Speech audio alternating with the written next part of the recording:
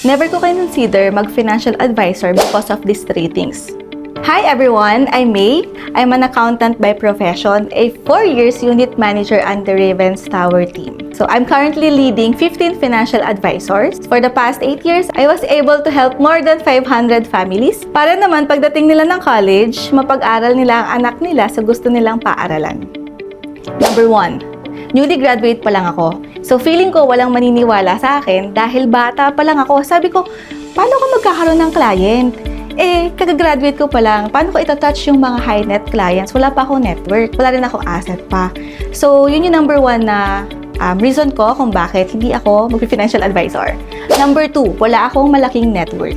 So, dahil connection with the newly graduate pa lang ako, kung sino yung pwede ko malapitan, hindi ko kilala. Since from Lucena ako, then nandito ako sa Manila, sino yung itatap ko? Wala akong network. So, lahat is nasa probinsya. And hindi naman lahat is high net.